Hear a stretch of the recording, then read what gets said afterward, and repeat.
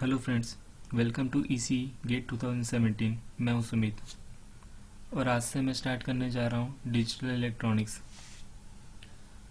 Digital electronics start करने से पहले मैं आपको बता दूं कि गेट के पॉइंट ऑफ व्यू से अगर आप देखें तो ये सब्जेक्ट हमारे लिए बहुत ही इम्पोर्टेंट हो जाता है, क्योंकि ये सब्जेक्ट बाकी सब्जेक्ट के कंपैरिजन में बहुत ईजी होता है और यहाँ से स्कोर करना भी आसान होता है। लेकिन कुछ स्टूडेंट इसे बहुत ज़्यादा इजी समझते हैं और इसमें बिल्कुल भी प्रैक्टिस नहीं करते हैं, जिसकी वजह से क्या होता है कि वो सिंपल क्वेश्चन भी कन्वर्ट नहीं कर पाते हैं गेट के एग्ज़ाम में। अगर किसी स्टूडेंट ने पहले गेट का पेपर दिया होगा तो वो मेरी बात को समझ रहा होगा। तो मैं चाहूँगा कि आप इस सब्जेक्ट में ज़्यादा से ज़्यादा क्वेश्चन की प्रैक्टिस करें और हमारे लेक्चर्स को ध्यान से देखें और सारे पॉइंट को बारीकी से समझने की कोशिश करें। आप क्वेश्चन की प्रैक्टिस करने के लिए कनोडिया बुक रेफ़र कर सकते हैं। अगर आपके पास कनोडिया की बुक नहीं है और आप चाहते हैं उसे डाउनलोड करना, तो मैंने अपने ब्लॉग पे कनोडिया की बुक अपलोड की हुई है। आप चाहें तो उसे वहाँ से जाके डाउनलोड कर सकते हैं। ब्लॉग का एड्रेस मैंने नीचे डिस्क्रिप्शन में दिया हुआ है। आप वहाँ से ब्लॉग पे जाइए, वहाँ पे आपको कनोडिया की बुक मिलेगी। मैंने कनोडिया की 2 बुक प्रोवाइड की हुई है। एक में प्रीवियस गेट के क्वेश्चन है, सॉल्व क्वेश्चन है, तो मैं चाहूँगा कि आप उसे भी जाके प्रैक्टिस करें। और अगर आप चाहते हैं कि इस वीडियो के आपको पीडीएफ नोट मिले, तो मैंने ब्लॉग पे इस लेक्चर के पीडीएफ नोट भी प्रोवाइड किए हुए हैं। आप चाहें तो उसे भी वहाँ से जाके डाउनलोड कर सकते हैं। तो चलिए स्टार्ट करते हैं। सबसे पहले हम देख लेते हैं सिलेबस। डिजिटल के सिलेबस में हम देखेंगे Boolean algebra and KMF, logic gates, combinational circuit. Combinational circuit के अंदर हम देखेंगे mux, demux, decoder, encoder, comparator, code converter, arithmetic circuit. Arithmetic circuit के अंदर हम देखेंगे half adder, full adder, half subtractor, full subtractor, parallel adder, serial adder. इसके बाद हम देखेंगे सीक्वेंसर सर्किट। सीक्वेंसर सर्किट के अंदर हम देखेंगे फ्लिप फ्लॉप, रजिस्टर, काउंटर वगैरह। इसके बाद हम मेमोरी में रैम और फिर रोम देखेंगे। लॉजिक फैमिली के अंदर इसके सिलेबस में है RTL, DTL, TTL, ECL, NMOS, CMOS। इसके बाद हमारे सिलेबस में है कन्वर्टर, जिसके अंदर हम देखेंगे analog to digital converter and digital to analog converter. और सबसे पहले हम स्टार्ट करेंगे नंबर सिस्टम से। नंबर सिस्टम के अंदर हम क्या क्या देखेंगे इसे मैं नेक्स्ट स्लाइड में बताने वाला हूँ। अगर आप चाहते हैं कि आप कोई बुक रेफ़र करें इस सब्जेक्ट के लिए, तो आप मॉरिस मैनो की डिजिटल लॉजिक डिज़ाइन यूज़ कर सकते हैं। इसके अलावा आप टॉप एंड सीलिंग की डिजिटल इंटीग्रेटेड इलेक्ट्रॉनिक्स भी यूज़ कर सकते हैं। तो चलिए स्टार्ट करते हैं। सबसे पहले हम देखेंगे नंबर सिस्टम। नंबर सिस्टम के अंदर हम देखेंगे conversion, arithmetic operation and complements. इसके बाद हमारे पास कुछ कोड्स हम देखेंगे BCD code, XS3 code, 2421 code. इसके बाद हम देखेंगे डाटा रिप्रेजेंटेशन, जिसके अंदर हम देखेंगे sign magnitude, 1's complement, 2's complement, 2's complement. तो सबसे पहले हम समझते हैं कि नंबर सिस्टम क्या होता है। तो अगर मैं डिजिटल की बात करूं, तो डिजिटल के अंदर हम यूज़ करेंगे बाइनरी। जैसे कि नाम से क्लियर है, बाइनरी। बाई मीन्स होता है 2, बाई मीन्स होता है 2। यहाँ पे हमारे पास सिर्फ 2 ही नंबर होते हैं, 0 एंड 1, इसीलिए से बोला जाता है binary number. Binary number system के लिए हम जो रेडिक्स यूज़ करते हैं वो होता है 2। और किसी भी नंबर सिस्टम में जो डिफरेंट डिजिट होती है या फिर डिफरेंट सिंबल होते हैं, उनकी रेंज होती है 0 to R-1, 0 to R-1। यहाँ पे R है रेडिक्स। जैसे कि अगर मैं बाइनरी की बात करूँ तो यहाँ पे रेडिक्स होता है हमारे पास 2। अगर मैं ऑक्टल की बात करूँ तो यहाँ पे हमारे पास रेडिक्स होगा 8। तो इसी तरह से यहाँ पे डिफरेंट डिजिट दी हुई है नंबर सिस्टम के लिए। बाइनरी के लिए हमारे पास जो हम सिंबल यूज़ करते हैं वो होता है 0 and 1। 0 to n minus one, sorry 0 to r minus one, r की वैल्यू यहाँ पे 2। इसी तरह ऑक्टल नंबर की रेंज होगी 0 टू 7, 0 1 2 3 4 5 6 7। इसी तरह से डेसिमल नंबर की रेंज होती है 0 टू 9। अगर मैं हेक्सा नंबर की बात करूं तो उसकी रेंज होती है 0 टू 9। उसके बाद A B C D E F। यहाँ पे हम 10 के लिए यूज़ कर रहे हैं A, 10 के लिए हम यूज़ कर रहे हैं A, 11 के लिए हम यूज़ कर रहे हैं B। इसी तरह से आगे हम C D E F use करते हैं। इसे याद रखने के लिए हम सिंपल इस तरह से समझ सकते हैं कि A अल्फ़ाबेट में फर्स्ट पोजीशन पे आता है, नंबर में हम 9 तक यूज़ करते हैं। इसके बाद A की वैल्यू होती है 1, तो ये हो गया हमारा 10, तो इसीलिए हम A के लिए यूज़ करते हैं 10। इसी तरह B की पोजीशन होती है 2, तो ये होता है 9 प्लस 2, तो B की वैल्यू होती है हमारे पास 11। इस तरह से आप इसे याद रख सकते हैं। अगर हमारे पास कोई टर्नरी नंबर है जिसका रेडिक्स होगा 3, तो उसकी रेंज होगी 0 1 2। इसी तरह से बेस हमारे पास कुछ भी हो सकता है 4 5 6, इसकी रेंज होगी 0 to r minus one, r यहाँ पे बेस होगा।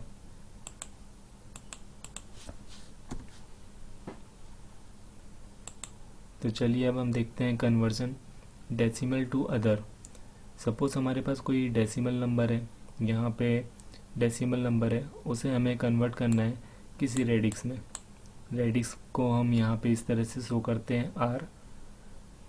To convert any decimal number to any other base, divide integer part and multiply fractional part. जब भी हम किसी डेसिमल नंबर को किसी भी रेडिक्स में कन्वर्ट करते हैं तो उसमें जो इंटीजर पार्ट होगा उसे हम डिवाइड करेंगे उस रेडिक्स से, और इसके अलावा हमारे पास अगर कोई फ्रैक्शनल पार्ट होगा तो उसे हम मल्टीप्लाई करेंगे रेडिक्स से।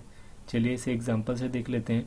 हमारे पास एक एग्जांपल है 19.124, जो कि एक डेसिमल नंबर है। इसे हमें बाइनरी में कन्वर्ट करना है।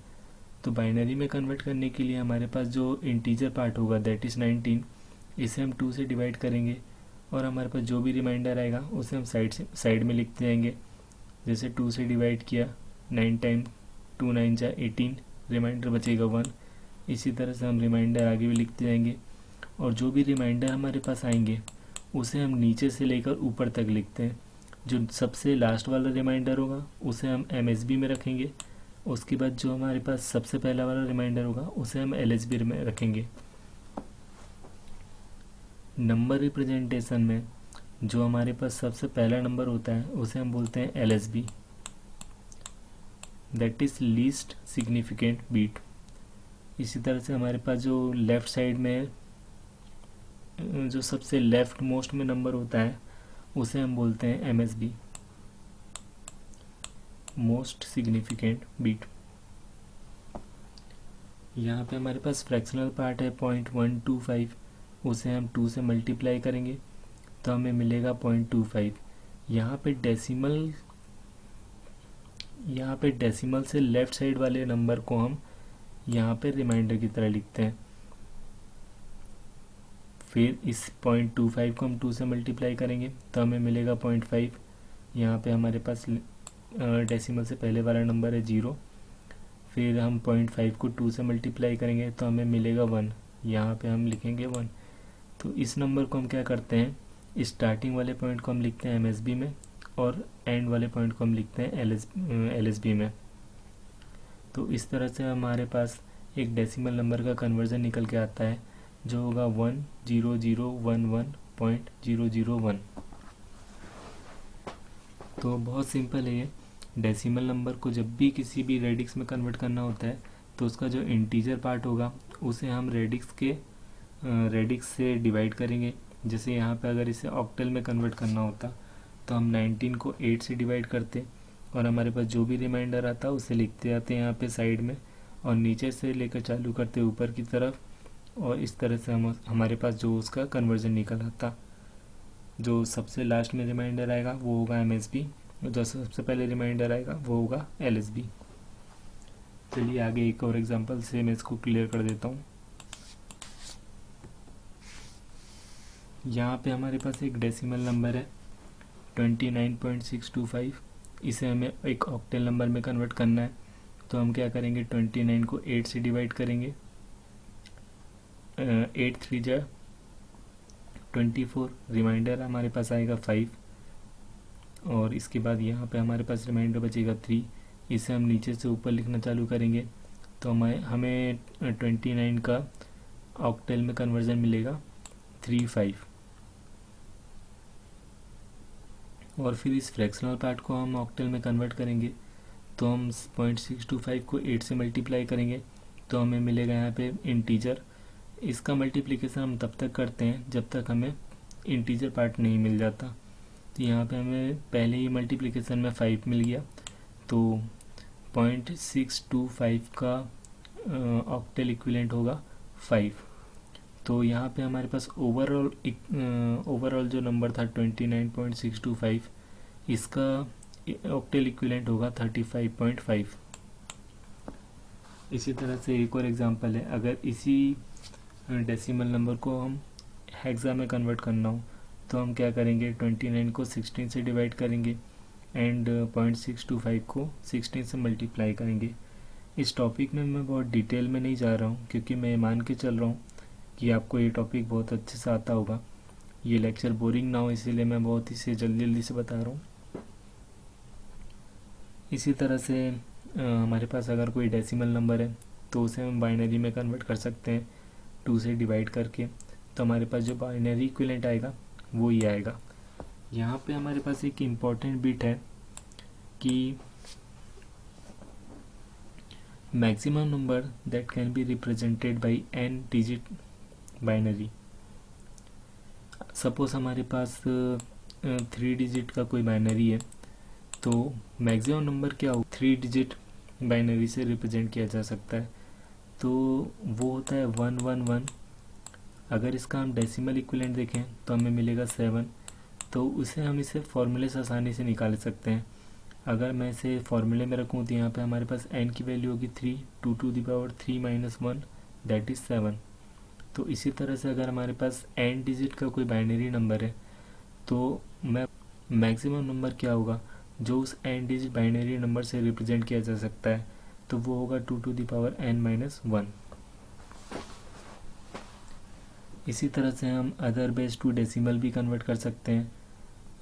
अगर मैं यही वाले एग्जांपल की बात करूं तो यहाँ पे हमारे पास बाइनरी इक्विवेलेंट आ रहा था ये, तो अगर हमें ये बाइनरी इक्विवेलेंट दिया हो और इसका डेसिमल इक्विवेलेंट पूछे तो हम क्या करते हैं, LSB में मल्टीप्लाई करते हैं 2 to the power 0 का, फिर उसके बाद हम मल्टीप्लाई करते हैं 2 to the power 1 का, फिर 2 to the power 2 का।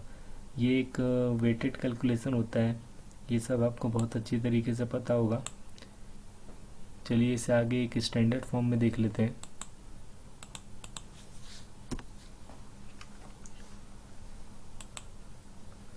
सपोज हमारे पास कोई एक नंबर है जिसका रेडिक्स है r और उसे हमें डेसिमल में कन्वर्ट करना है, तो उसके लिए हम क्या करते हैं कि जो डेसिमल के पहले वाले नंबर होते हैं, डेसिमल के लेफ़्ट साइड में जो नंबर होते हैं उसमें हम क्या करते हैं r to the power 0 से मल्टीप्लाई कराना स्टार्ट करते हैं और उसे इंक्रीजिंग ऑर्डर में मल्टीप्लाई करते हैं। जैसे x0 का मल्टीप्लाई करेंगे हम r to the power 0 से, इसी तरह से हम x1 का मल्टीप्लाई करेंगे r to the power 1 से, इसी तरह से हम x2 का मल्टीप्लाई करेंगे r to the power 2 से। और जो डेसिमल के बाद वाले नंबर होंगे, डेसिमल के बाद वाले मतलब डेसिमल के राइट हैंड साइड वाले नंबर, उसमें हम क्या करेंगे, जैसे यहाँ पे फर्स्ट नंबर है x to the power -1, इसमें हम मल्टीप्लाई करेंगे r to the power -1 का। जो डेसिमल के पहले वाले नंबर थे लेफ़्ट साइड वाले, उसमें r to the power 0 से स्टार्ट कर रहे थे, यहाँ पे हम क्या करेंगे r to the power -1 से स्टार्ट करेंगे और इसे आगे इंक्रीजिंग ऑर्डर में बढ़ाते जाएंगे। यहाँ पे नेक्स्ट बीट है हमारे पास x -2, तो उसमें हम मल्टीप्लाई करेंगे r to the power -2 का। चलिए इसे एक एग्जांपल से समझ लेते हैं।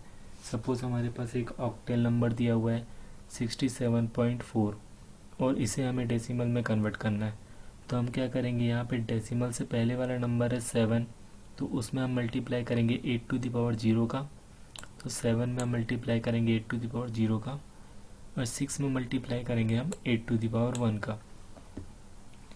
इसी तरह से डेसिमल के बाद वाले नंबर में हम मल्टीप्लाई करेंगे 8 टू द पावर -1 का, और फिर हम जब कैलकुलेशन करेंगे तो हमें मिलेगा 55.5।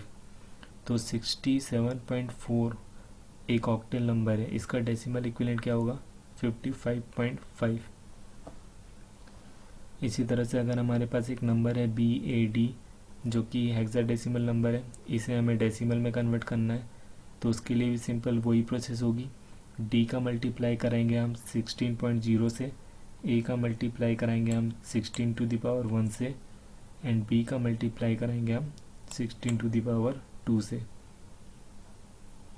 B की वैल्यू होती है 11, तो 11 का मल्टीप्लाई कराया हमने 16 टू द पावर 2 से, दैट इज़ 256। इसके बाद A की वैल्यू होती है 10, 10 का मल्टीप्लाई कराया हमने 16 से, 16 टू द पावर 1 से, एंड D की वैल्यू होती है 13, 13 का मल्टीप्लाई कराया हमने 1 से। तो हमें जो ओवरऑल नंबर मिलेगा डेसिमल इक्विवेलेंट वो होगा 2989। अगर हमें ऑक्टेल टू बाइनरी कन्वर्जन करना हो तो इसके लिए बहुत सिंपल प्रोसीजर है। अगर हमारे पास एक नंबर दिया हुआ है जैसे 274.35, ये ऑक्टेल नंबर है, इसे हमें बाइनरी में कन्वर्ट करना है, तो इसके लिए सिंपल प्रोसीजर है कि सारी डिजिट्स होंगी, each digit of octal number, इसे हम क्या करेंगे इक्विवेलेंट 3 डिजिट बाइनरी नंबर में कन्वर्ट करेंगे। सिंपल, तो हमारा क्या होगा ऑक्टेल टू बाइनरी कन्वर्जन हो जाएगा। जैसे यहाँ पे 2 है, 2 का इक्विवेलेंट 3 डिजिट बाइनरी क्या होगा 010। इसी तरह से 7 है, तो 7 का इक्विवेलेंट 3 डिजिट बाइनरी क्या होगा 111।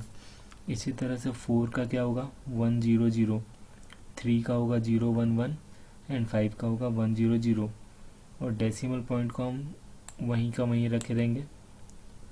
डेसिमल पॉइंट की पोजीशन हम चेंज नहीं करेंगे, जो यहाँ थी वो यहाँ रहेगी। तो यहाँ पे हमारे पास ऑक्टेल टू बाइनरी कन्वर्जन मिल जाएगा। इसी तरह से अगर हमें बाइनरी टू ऑक्टेल कन्वर्जन करना हो तो उसकी भी सेम प्रोसीजर है। इसमें हम क्या करते हैं कि 3 बिट की पेयरिंग करते हैं। जो डेसिमल से पहले वाले नंबर है उसमें हमने 3 बिट की पेयरिंग करी, फिर यहाँ से 3 बिट की पेयरिंग करी, पर यहाँ पे हमारे पास 2 ही नंबर है, तो हम क्या करते हैं एक एडिशनल 0 ऐड कर लेते हैं और फिर उसका इक्विवेलेंट डेसिमल नंबर निकाल लेते हैं। तो यहाँ पे 010, इसका डेसिमल इक्विवेलेंट होगा हमारे पास 2, 110, इसका डेसिमल इक्विवेलेंट होगा हमारे पास 6। इसी तरह से हम डेसिमल की बाद भी पेयरिंग करेंगे, ये 3 नंबर की पेयरिंग करेंगे, इसका इक्विवेलेंट होगा 6। इसके बाद हमारे पास एक ही नंबर है, तो हम एडिशनल 2 नंबर 0 ऐड कर लेंगे और उसका हम डेसिमल इक्विवेलेंट निकालेंगे। तो 100 का डेसिमल इक्विवेलेंट क्या होगा 4।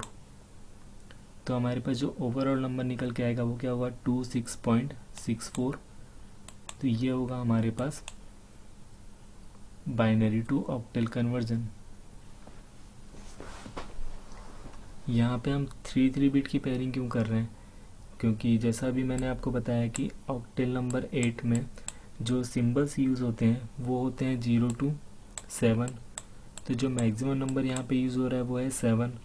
7 को अगर हम बाइनरी में रिप्रेजेंट करें तो वो होगा 111। यहाँ पे आप देख सकते हैं कि ये 3 डिजिट नंबर है, तो मैक्सिमम नंबर यहाँ पे 3 डिजिट नंबर से रिप्रेजेंट हो रहा है, तो इसीलिए हम यहाँ पे 3 डिजिट की पेयरिंग कर रहे हैं। इसी तरह से अगर हमें हेक्सा टू बाइनरी कन्वर्जन करना हो तो हेक्सा में मैंने आपको बताया कि 16, इसमें जो रेंज होगी वो होगी हमारे पास 0 to 15, 15 दैट इज़ F। 15 जो होता है उसका अगर मैं एक बाइनरी इक्विवेलेंट निकालूं तो वो होगा 1111। यहाँ पे आप देख सकते हैं ये 4 डिजिट नंबर है, तो इसीलिए हम क्या करेंगे 4 नंबर की पेयरिंग करेंगे। तो अगर हमारे पास एक एग्जांपल है जैसे FE35 जो कि एक हेक्साडेसिमल नंबर है, इसे हमें बाइनरी में कन्वर्ट करना है, तो हम क्या करेंगे F को पहले 4 डिजिट बाइनरी इक्विवेलेंट में कन्वर्ट करेंगे, वो होगा 1111। इसी तरह से हम E को कन्वर्ट करेंगे 4 डिजिट बाइनरी इक्विवेलेंट में, तो हमें मिलेगा 1 1 1 0। इसी तरह से 3 को करेंगे तो हमें मिलेगा 0 0 1 1। और जब हम 5 को कन्वर्ट करेंगे तो हमें मिलेगा 0 1 0 1। तो ये इस तरह से हम हेक्सा टू बाइनरी कन्वर्जन कर सकते हैं। इसी तरह से हम बाइनरी टू हेक्सा भी कन्वर्जन कर सकते हैं। उसकी प्रोसीजर सेम होगी जैसे बाइनरी टू ऑक्टल की थी, बस यहाँ पे हम 3 3 नंबर की पेयरिंग कर रहे थे, तो वहाँ पे हम क्या करेंगे 4 4 नंबर की पेयरिंग करेंगे। और अगर हमारे पास पेयरिंग नहीं हो रही है तो यहाँ पे हम एडिशनल 0 लगा के उसका इक्विवेलेंट डेसिमल नंबर निकाल लेंगे। आप ब्लॉग में जाइए, वहाँ पे आपको कानोडिया की बुक में बहुत सारे एग्जांपल मिल जाएंगे, आप उन्हें प्रैक्टिस कीजिए। अगर कोई डाउट है तो उसे नीचे कमेंट बॉक्स में लिखिए। यहाँ पे एक इम्पॉर्टेंट बिट है कि जैसे कोई भी नंबर होता है, कोई भी नंबर रिप्रेजेंटेशन होता है, तो उसमें जो मैक्सिमम नंबर होगा उसमें जब हम 1 का एडिशन करेंगे तो हमें मिलेगा 10। ये एक बहुत ही इम्पॉर्टेंट बिट है जो कि आगे अरिथमेटिक में यूज़ होगी। जैसे कि अगर मैं डेसिमल नंबर की बात करूं तो यहाँ पे जो हमारे पास मैक्सिमम नंबर होता है वो होता है 9। तो 9 में जब हम 1 को ऐड करेंगे तो हमें मिलेगा 10। इसी तरह से अगर मैं बाइनरी में मैक्सिमम नंबर हमारे पास होता है 1, तो जब हम 1 में 1 को ऐड करते हैं तो हमें मिलता है 10। इसी तरह से ऑक्टेव में मैक्सिमम नंबर होता है हमारे पास 7, तो जब हम 7 में 1 को ऐड करेंगे तो हमें मिलेगा 10। इसी तरह से हेक्सा नंबर में हमारे पास मैक्सिमम नंबर होता है f, जब हम f में 1 का एडिशन करेंगे तो हमें मिलेगा 10। तो इस वीडियो में बस इतना ही। अगर आपको हमारा लेक्चर पसंद आया तो हमारे चैनल को सब्सक्राइब कीजिए, लाइक कीजिए और अपने दोस्तों को शेयर कीजिए। Okay friends, thank you.